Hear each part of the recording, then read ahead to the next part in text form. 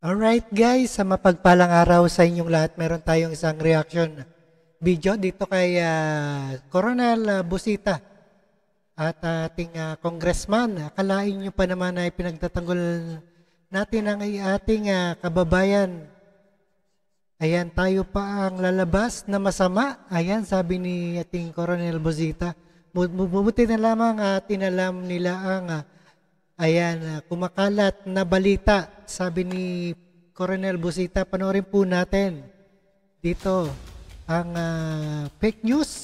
Linya ng ating telepono mga kabrigada, si Representative Bonifacio Busita ng grupong One Rider Party List. Abay, galing kay Congressman Boni Busita mga kabrigada. Yung mungkay na dapat daw yung pamasahe sa jeepney abay dapat 30 to 40 pesos kasi nga nako yung babayaran ng mga nag-modernize na nag-consolidate na mga jeepney operator mga kabrigada, napakalaki po ng kanilang mga utang, di ba? Dapat daw 7,000. Oo. Per day yun, per day yung kikitain nila. Oo. Para daw mas makarecover sa pagkabaon sa utang mga kabrigada. Wala nang maiuwi ang mga jeepney driver niyan. Dapat yung pamasahe iset naman sa 30 to 40 pesos para alamin natin ang dagdag na mga paliwanag at detalye nito mga kabrigada. Nasa linya natin si Congressman Bonifacio Busita ng grupong One Rider Party List. Congressman Busita, sir, good morning. Magandang umaga po. Welcome po ulit sa Tira Brigada, sa Brigada News FM kasama si Brigada Abner and Brigada Haji. Good morning po.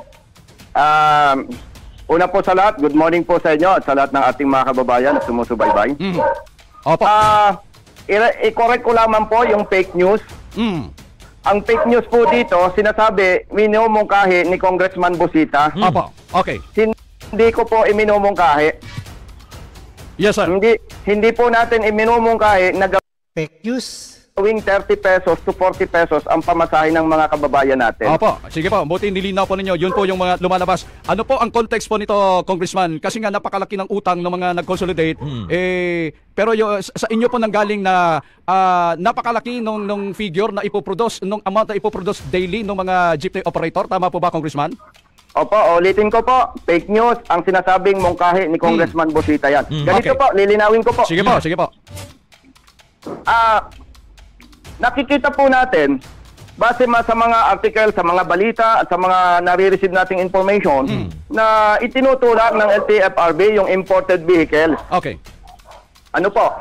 Yan ay hindi kwento-kwento lang. Okay. At nakita po natin yung kanilang sample ng monthly amortization. At makikita po natin doon, ang binabanggit lang po doon, puro presyo ng imported vehicles. Ngayon, meron din po tayong nabasa na article na sinasabi po ng Land Bank na kung ikaw ay uutang ng 1.6 million pesos, kapag ito ay may 6% interest, after 7 years, ang payable mo is 2.1 million pesos. So, binasi ko po dyan yung information na sinasabi na ang itinutulak ng LTFRB, particular ang LTFRB Region 6 Iloilo, yung halagang 2.8 million pesos. At siyempre po, tayo bilang kongresista, at alam nyo naman, retired police officer po tayo, Opo. yung mga initial informations na yan, hindi pa natin pwedeng sabihing totoo. Kaya po, during the hearing, tinanong ko po ang LTFRB, magkano po ang subsidy na ibinibigay ng government para sa mga jeepney drivers through cooperatives. Ang sabi po nila, 280,000 pesos. Sabi ko po, saan po nanggaling yan? Ang totoo, ang tagal nila bago nasagot. Yun daw po ay sa 10% subsidy. O ibig sabihin, kumpirmado yung information na ang itinutulak nila 2.8 million pesos na halaga ng sasakyan. Kasi po, doon sa hindi familiar sa mathematics, yung 2.8 million po, ang 10% nun, 280,000 pesos. Okay. So, validated. Ano po? Ngayon, wala naman silang hindi kabilang sa scheduled computation amortization yung 2.8 million pesos. Magkano ang amortization mo? Hindi nila isinama yan. So, bilang kongresista, ay kailangan mag-compute tayo, i-analyze natin. Ayun. At pagka na-analyze po natin, tinanong natin, magkano inaasahan natin na pamasahe na pagbabago? wala silang maisagot. Nako. Sabi ko, teka muna. Merong monthly amortization ang 2.8 million for 7 years na 40,000 pesos mahigit. Nag-compute po ako. Kung ganon, kung ako ang isang driver na may obligasyon ako or kooperatiba na may obligasyon na 40,000 a month, naturalmente, kukomputin ko. Paano yun?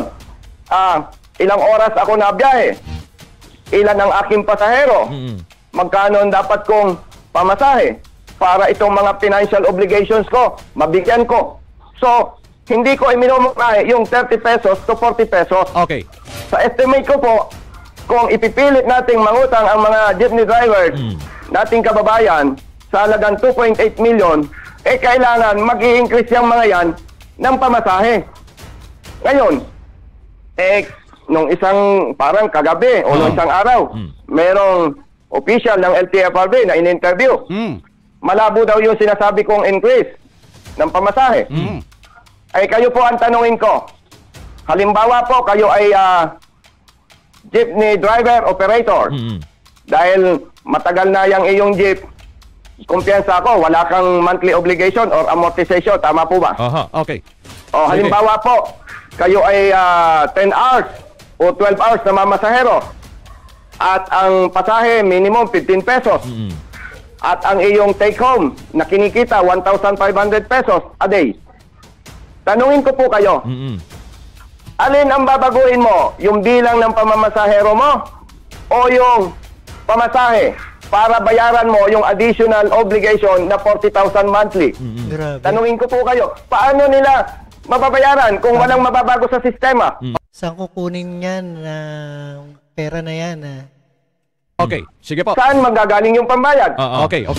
Congressman, malinaw po na hypothetical statement po yung sinabi po ninyo. Para mabayaran, kailangan ganito yung pamasahe pero hindi po ninyo minungkahi. Malinaw na po yun, yung sinabi po Malinaw ninyo. po. Okay. Malinaw po. Okay. Pero other question, Congressman, yung sinabi ng LTFRB na after na lumabas yung mga problema, abay napagtanto nila na dapat i-recalibrate at titingnan yung sitwasyon ng ilang mga franchise holder na nag-consolidate na nagka-problema dahil naiipit sila ng mga corporation na kanilang sinapian. Kayo po ba'y sang-ayon na i-recalibrate muna bago tuluyang implement itong PUB Modernization Program?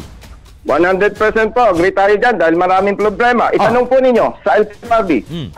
Itanong natin sa LTFRB. May report yung bangko. Marami nang hindi nakakabayad doon sa mga naunang unit. Nako. Dapat ang LTFRB bilang lead agency para sa implementation nito, hindi pwedeng, kooperatiba, bahala na kayo dyan. Hindi pwede yon. Dapat man lang magtanong sila, bakit marami ang hindi na nakakabayad? Kung hindi nila masagot, sasagutin natin. Kung hindi na bago ang pamasahe, hindi na bago ang number of hours, saan kukuha ng pambayad? Oo nga. Yan po, kahit hindi kayo negosyante, madaling unawain yan. Okay. Okay, ito Congressman. At the end of the hearing ng House Committee on Transportation, ang alam ko po mukhang itutulak na hilingin kay Pangulong Marcos na ipagpaliban yung January 31 deadline. Sa palagay ho ninyo, kumbaga bagamat isusulong ito ng komite, mapakikinggan kaya ito ng Pangulo? Alam nyo po, bago ko po kayo sagutin, ako bilang dating opisyal ng PNP, alam nyo po ang sistema ganito. Kung ako po ay boss ninyong dalawa, saan po ba ako magbabase ng desisyon? Sa report ninyo o sa aking espekulasyon? Okay. Siyempre, magbabase po ako ng desisyon sa inyong report at sa inyong recommendation. Pag maganda ang report at recommendation ninyo, anong sasabihin ko? Sasang-ayunan ko kayo.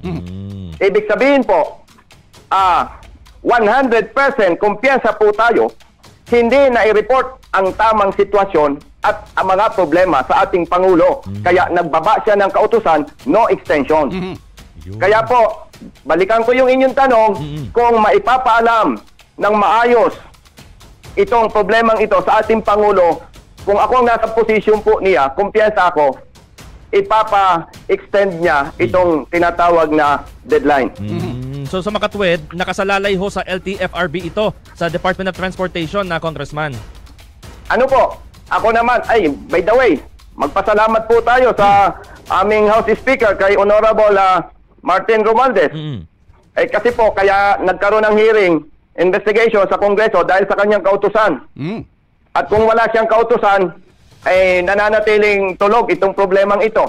Okay. Opo. Kaya naniniwala po ako na doon sa result ng initial hearing sa Kongreso ay kumbinsido ang ating House Speaker, Honorable Martin Romualdez, na dapat imungkahi sa ating Pangulo na base sa mga problemang natalakay during the last hearing, dapat suspendehin itong deadline na binaba ng LTFRB. Okay. Sige po. Sige po, Congressman Bonifacio Busita, maraming salamat po sa paglilinaw sa ilang mga isyu at pagpapaliwanag po ninyo. Maraming salamat po sa inyo. Magandang umaga. Alright, napakinggan po natin ang ating Coronel Busita. Akalain nyo, eto pala ang pinagtatanggol ng ating mga kababayan. Tayo pa ang lalabas na masama. Mabuti na lamang tinalaman nila ang kumakalat na balita.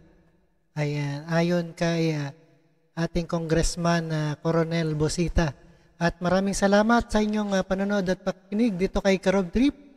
At ingat palagi, lalo na sa mga commuters. Basta tama, kampi-kampi tayo. Ayan, ating Coronel Busita, One Rider. Maraming salamat sa inyong lahat and peace out.